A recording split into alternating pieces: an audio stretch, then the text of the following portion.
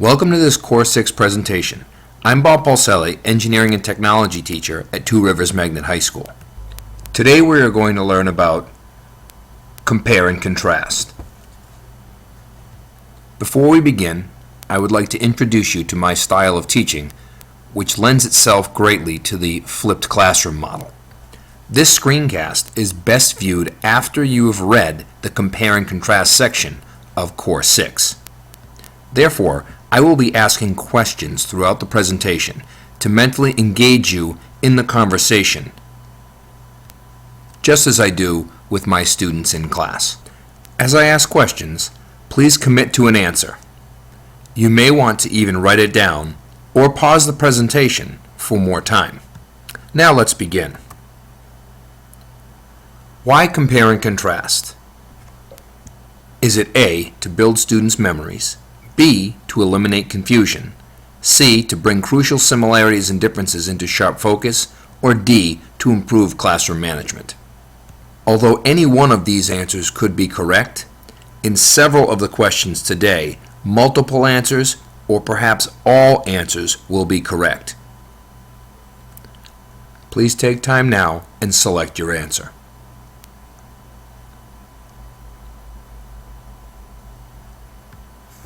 If you selected answer C, bring crucial similarities and differences into sharp focus, then you are correct.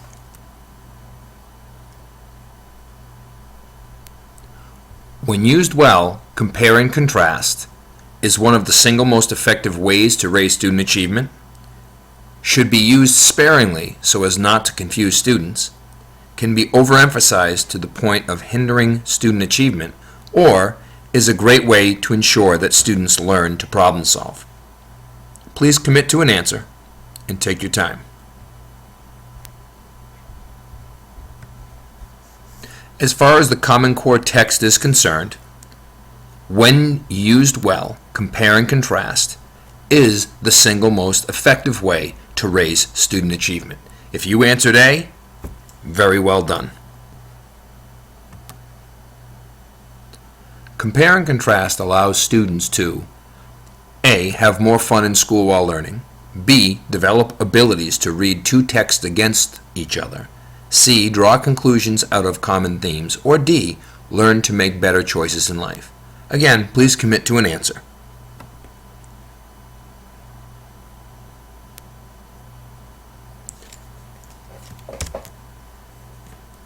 If you selected B and C for your answers, then you are correct.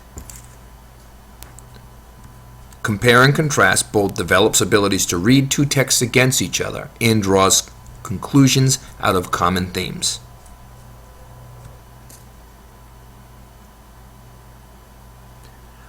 The Common Core, A, may require students to compare and contrast. B, will not deal with compare and contrast. C, is a fad, or D, requires students to be able to compare and contrast effectively.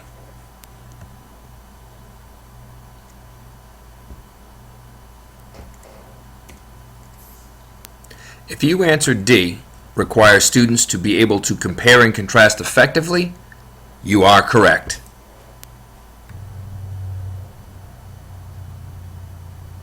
What are the implementation phases of compare and contrast?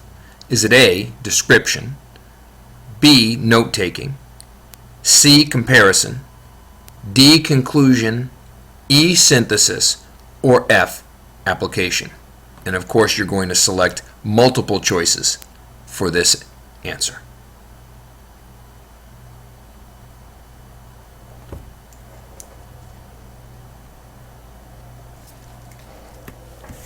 If you selected the choices A,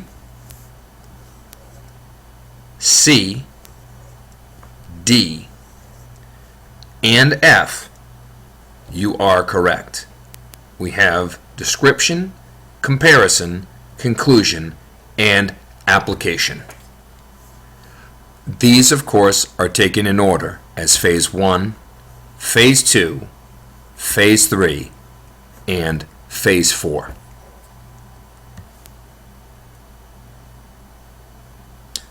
What are pitfalls of implementing compare and contrast? this slide really gives us a good indication of where we've come as far as what we've practiced in the classroom in the past and where the Core 6 suggests we bring compare and contrast. So is it A, using compare and contrast after learning?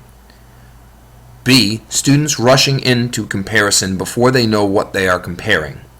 C, students don't know what to look for? D, students don't have an efficient way to visualize similarities and differences? E, teachers treat the identification of similarities and differences as the end of the process? Or F, students don't apply or transfer their learning? Select which implementation pitfalls you feel are important.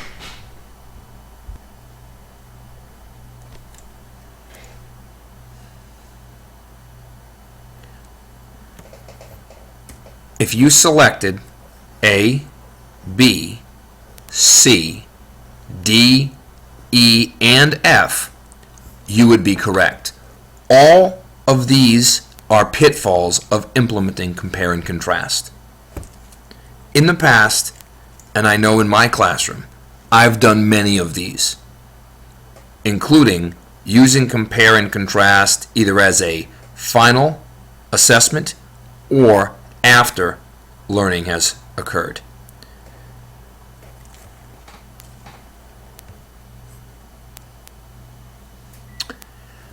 Thank you, and I hope you've enjoyed this Core 6 presentation.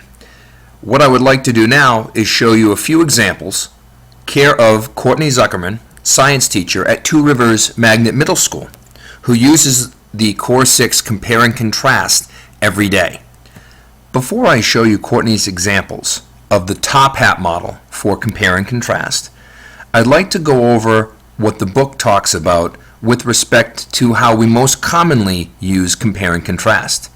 The most often used visual aid is the Venn diagram, and I'm certain that most of us are very familiar with using this. We have multiple circles that overlap, and we then can make inference that anything in this shaded area can be a comparison or a similarity between all of our items here. Although this is a very commonly used visual, the authors argue that it is pretty messy and very difficult for students to understand. In contrast, the top hat model allows for students to take information such as DNA, genes, and chromosomes, and they can then filter and create similarities.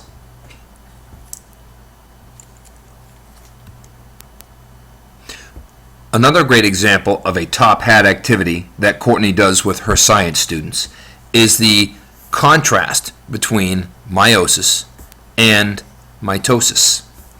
Here we can see students can very easily use this visual called the top hat to compare and contrast. Right now, this is where we would have students put their similarities between the two. You could also have them contrast the two. Thank you for taking the time to view this screencast of Core 6 Compare and Contrast. I hope it was helpful.